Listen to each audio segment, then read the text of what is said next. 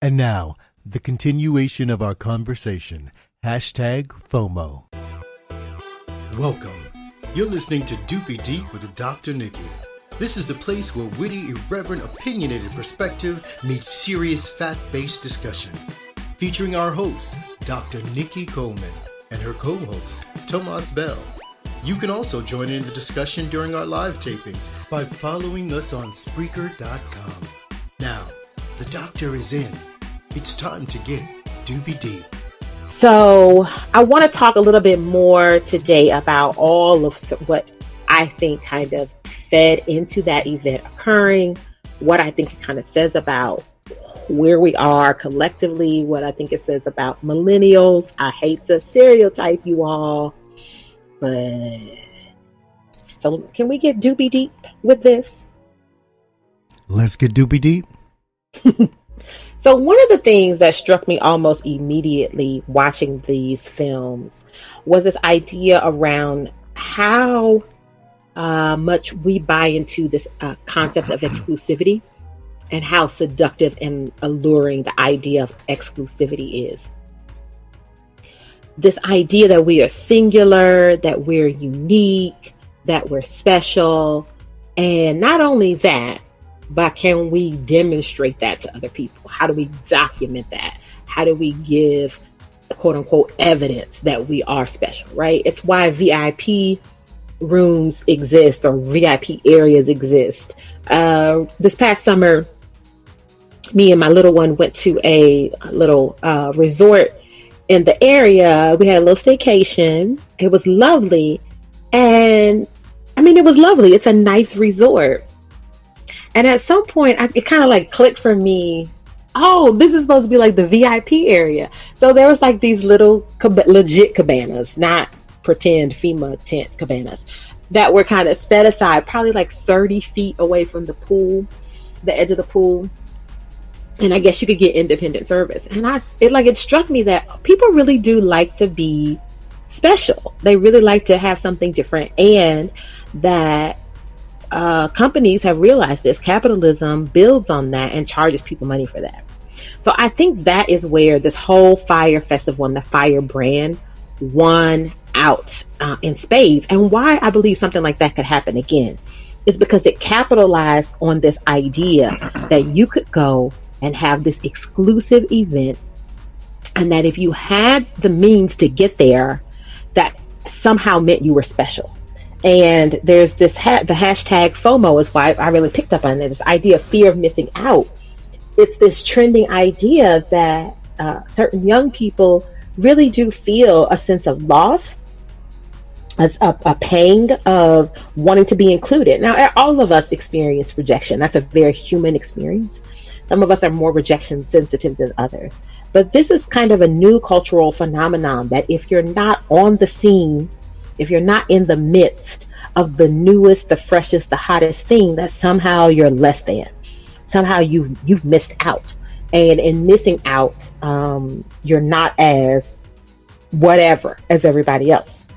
And the Fyre Festival, the Fyre brand kind of took that and ran with it. There are a couple other things that stood out to me too. And I want to hear your perspective on this, Tomas.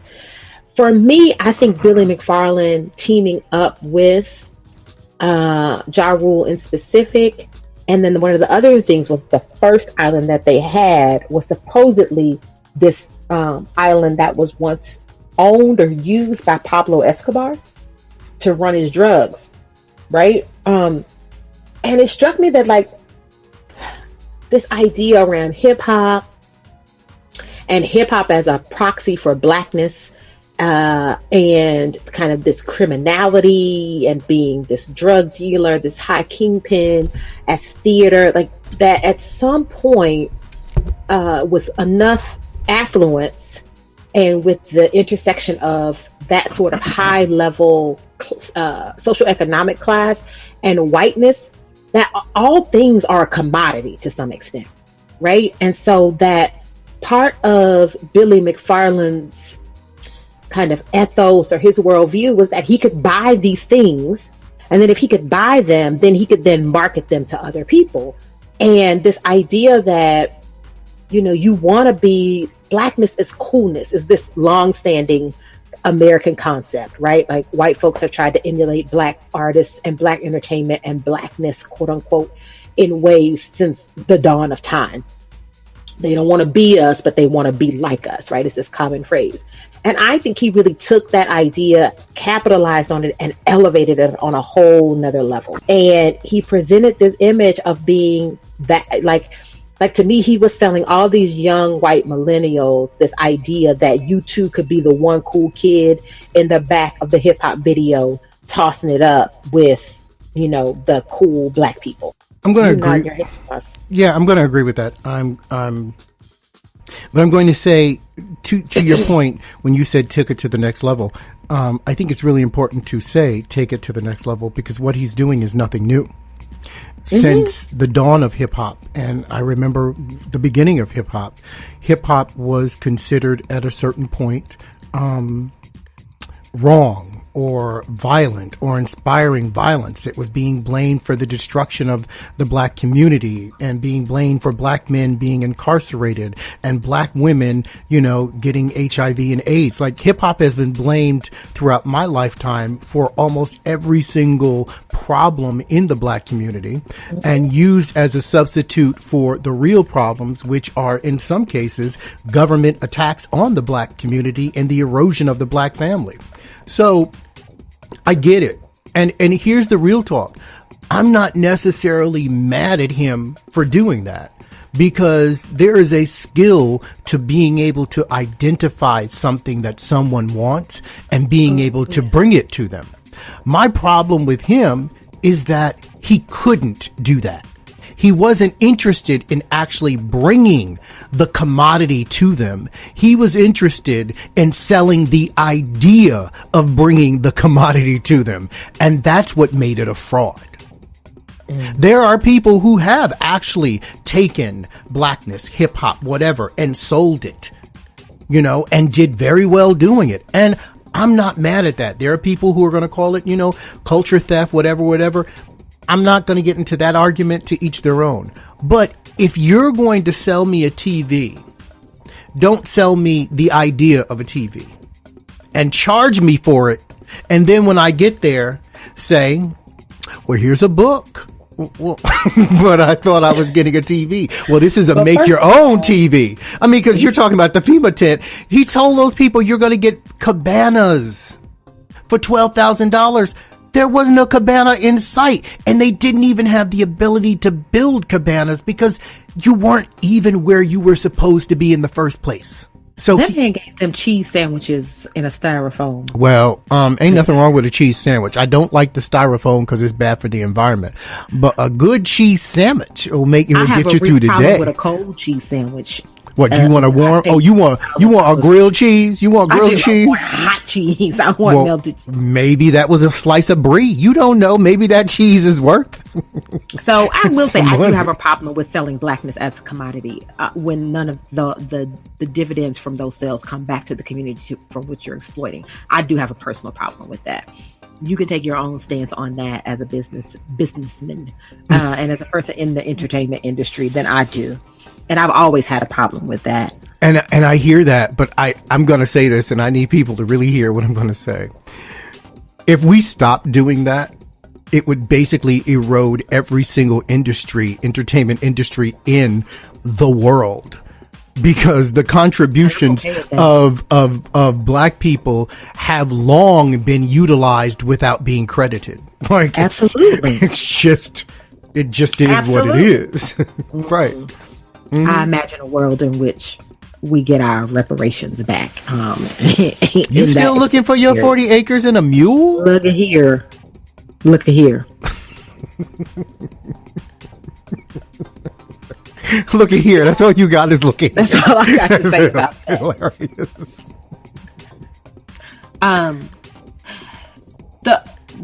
But the thing about him, you said you were mad at him because he didn't sell people. He sold people an idea or couldn't promise on that.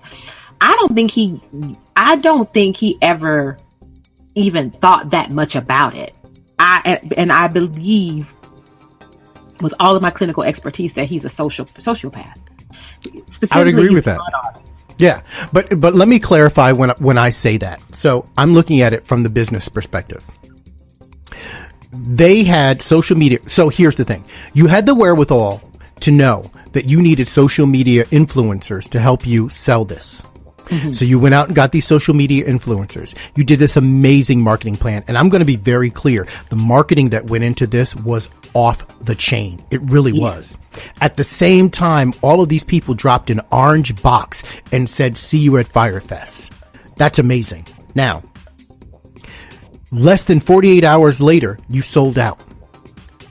Yet, it clearly states in the documentary, 45 days before, you're sitting down with the team to develop a budget.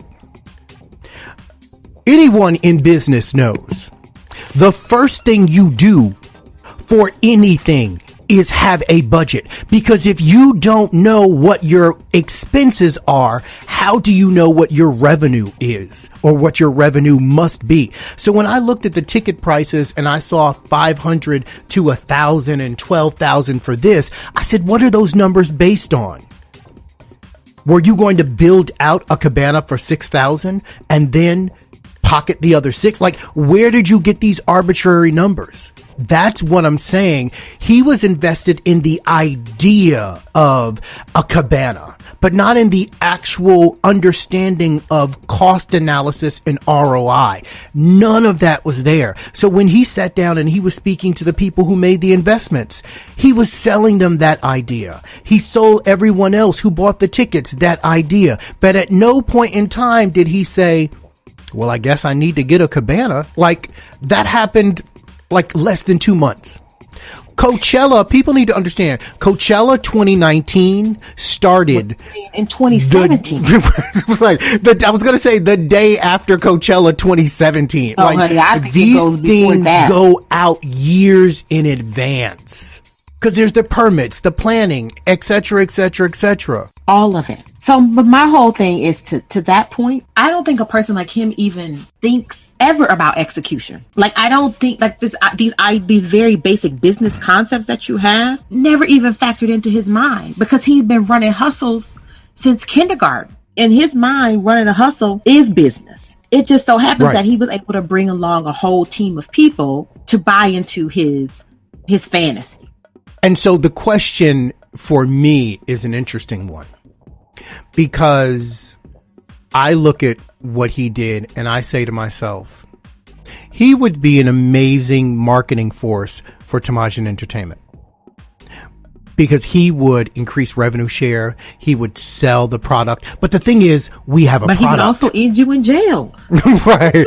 Well, if you let him, well, that's the thing. Well, that's the thing. If you let him run like that, and that's the thing. He's not a person who should be in charge. He's a person who should do marketing, and he should do, and that's it. But that's the issue with being a sociopath. There is a narcissistic quality that comes along with that doesn't allow you to be a team player. Gotta be the top dog. It's your way, and you orchestrate everybody else below you. Murder. I hear you. Yeah. That's the dysfunctionality, right? And the fact that not only that, but he doesn't have any empathy for other folks. They had live video or audio of him calling his employees and saying, so listen, we're broke. We're not going to pay you for the next couple of months, but we're going to keep you on payroll, but we don't have money to give you for payroll. And one of the young ladies said, so basically you're not going to lay us off, so we can't apply for unemployment. You're going to force us to quit, which will still also not allow us to play for unemployment. And he was like, well, that's your individual decision. I don't really know how unemployment works. But he does. Because I just told you how it works. I literally just told you how it works. But he knows how it works. He knows how it works. And so what he also knew is that at that point, the company had no real liquidity. So even if they took him to the labor board, New York State Labor Department, and tried to sue him for back wages, they wouldn't get anything. I mean, there's nothing to get. He was so inundated with debt at that point, it wouldn't have made a difference. So let's talk a little bit about that part, right? Because what I saw was you dead broke. but you still making money.